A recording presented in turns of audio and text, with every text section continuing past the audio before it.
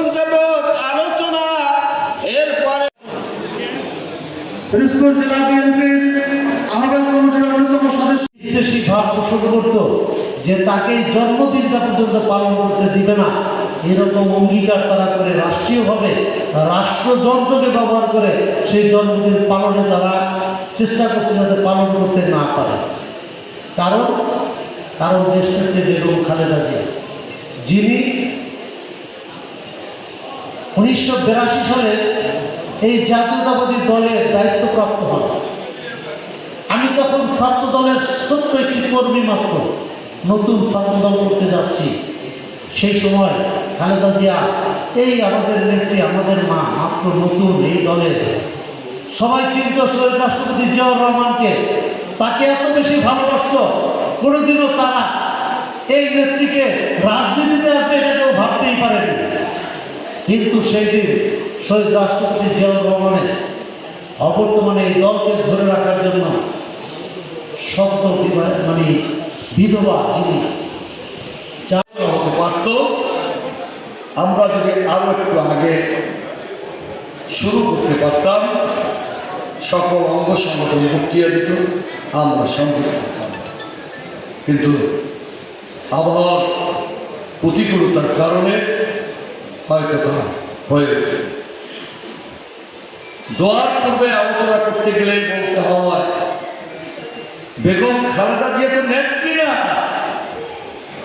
বেগম খালেদা জিয়া আমাদের মা।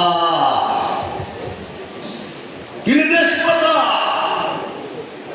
দেশ মাতা বলে এয়ারপোর্টে তাকে জোর জবরদস্তি করে নিয়ে গেল।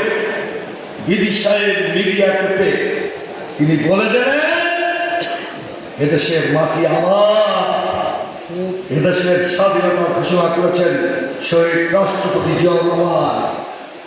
আমি এই মাটি ছেড়ে যাব না। দেশমাতা মা, এই কারণে জনাব তারেক রহমানকে 10 তলার উঁচু ভবন থেকে ফেলে দিয়ে, পিছনের সকল হার ভেঙে দিয়ে তার সামনে হাজির করে বলা হয়েছে, বিদেশে চিকিৎসায় সবাই যান, আপনার ব্যবস্থা পরে করা হবে, ক্ষমতায় নেওয়া হবে। খালেদা জিয়া বলেছে, আমার সন্তানদের তোরা হত্যা করলেও কুটি সন্তান রেখে বাংলাদেশ ছেড়ে আমি যাব না। সে কারণেই তো আমাদের ছোট ভাইয়া আরফাত রহমান কোকো, তাকে পয়জনিং করে করে শেখ হাসিনা সরকার হত্যা করেছে। মা দেশকে ভালোবাসি, আমরা মাকে ভালোবাসি, আমরা মাকে ভালোবাসি দেশের মতো করে, দেশকে ভালোবাসি মায়ের। আমার মা নিজের মা আর দেশ মা। আজকে তো সকল নেতা কর্মী উচ্চারণ করছে, এদেশে এই যে পরিবর্তন, এদেশের সকল মানুষ বলছে স্বৈরাচার মুক্ত হতো, খালেদা জিয়া মুক্ত করতে দরকার।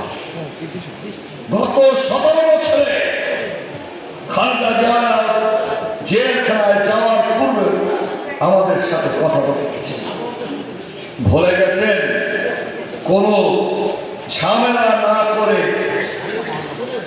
আমরা যেন বাংলাদেশে রাজনীতি এগিয়ে যাই।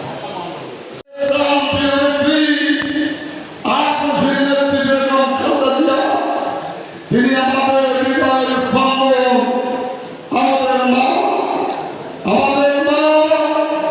আজকে প্রথম না, 1988 সালে শহীদ রাষ্ট্রপতি জিয়াউর রহমান যখন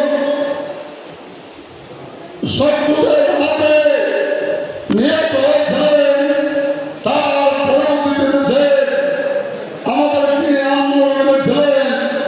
সেই আন্দোলনের একটি কথার কথা আমি মনে করতে চাই। আজকে যারা মঞ্চে বসে আছেন তাদের মনে আছে 1983 সালে ঢাকার রাজপথে সচিবালয়ের পাশে তোপখানা যখন সারা দেশে নেতৃত্ব দিতেছে অসহযোগ আন্দোলন দিয়েছিলেন।